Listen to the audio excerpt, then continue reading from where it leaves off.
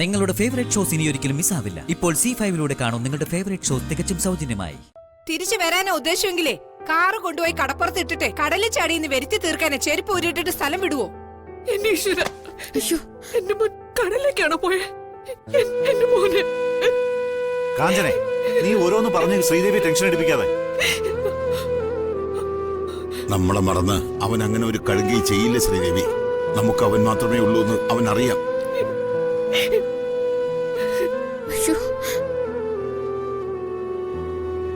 നീ എങ്ങോട്ടാ മോനെ പോയത്? അമ്മയോട് ഒരു വാക്ക് പോലും പറഞ്ഞില്ലല്ലോ.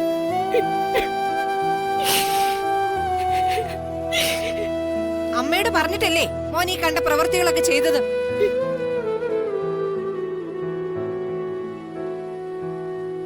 കൺമുന്നിൽ തന്നെ ഒരുത്തി നിപ്പുണ്ടല്ലോ.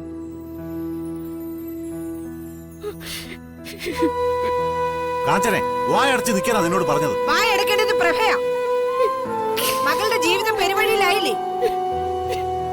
അച്ഛാ, ഞാൻ പറയുന്നത് അച്ഛനെങ്കിലും ഒന്ന് കേൾക്കണം. ഈ വീട്ടിൽ എന്തൊക്കെയോ ഗ്രഹപ്പിഴകളുണ്ട്. അമ്മയുടെ മരണം, കവിത ജയിലുമായി, ഇപ്പൊ വീട് ബിസിനസ് എല്ലാം കടക്കടിയിലും. എല്ലാം ആ ദോഷം കൊണ്ട് സംഭവിച്ചതാ.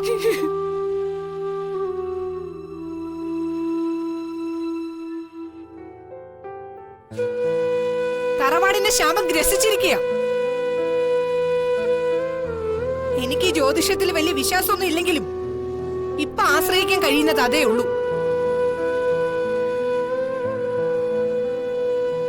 നീ എന്താ പറഞ്ഞു വരുന്നത്? ഒരു ജ്യോത്സ്യനെ വിളിച്ച് പ്രശ്നം വെപ്പിക്കണം. കവിത അമ്മയെ കൊല്ലാനല്ലേ പദ്ധതി ഇട്ടത്. അതുപോലെ തന്നെ കൂട്ട ആത്മഹത്യയുടെ വക്കിൽ വന്ന് എത്തി നിൽക്കുക എവിടുത്തെ പ്രശ്നം. സത്യം എന്താണെന്ന് മാഡം എന്നോടെങ്കിലും ഒന്ന് പറയണം. എനിക്ക് സഞ്ജനയുടെ തെറ്റിദ്ധാരണ മാറ്റാനാ. നീ എന്താ പറഞ്ഞത്? സഞ്ജുവിനെ ഞാൻ തട്ടിക്കൊണ്ടു പോയെന്നല്ലേ? ആരാ നിന്നോട് ഈ അനാവശ്യം പറഞ്ഞത്? എനിക്കതറിയണം. ഇന്നലെ വീട്ടിൽ നിന്നിറങ്ങിയ സഞ്ജു ഈ നിമിഷം വരെ മടങ്ങിയെത്തിയിട്ടില്ല. ബന്ധുക്കളും സുഹൃത്തുക്കളും അവനെ അന്വേഷിച്ച് അലയുക. എവിടെയാണെന്ന് ഒരു വിവരമില്ല. മാഡം ഇതൊന്നും അറിഞ്ഞില്ലേ? ഞാനും അതിനെപ്പറ്റി ആലോചിക്കാൻ തുടങ്ങിയതാ. ശാസ്ത്രികളെ വരുത്തി പ്രശ്നം വെച്ച് നോക്കാം. പരിഹാരക്രിയകളും ചെയ്യാം. ശാസ്ത്രികളെ അല്ല അച്ഛാ വിളിക്കേണ്ടത്.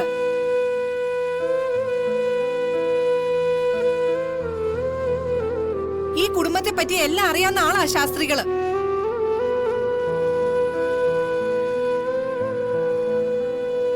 ഇവിടുത്തെ കാര്യങ്ങൾ ഒന്നും അറിയാത്ത ഒരു ജ്യോത്സ്യനെയാ വരുത്തേണ്ടത്.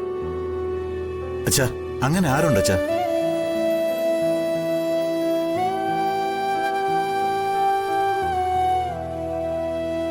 ഒരാളുണ്ട്, ജയരാമ പൊതുവാൾ.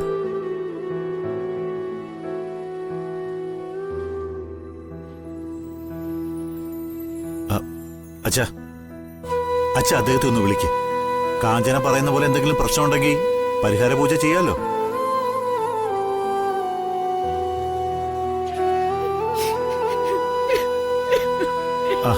അമ്മോ, ശ്രീദേവി മുറി കൊണ്ട് കിടത്ത്. അമ്മേ, അദ്ദേഹം തിരിച്ചു വരുമേ. അമ്മ വന്നേ, വാ.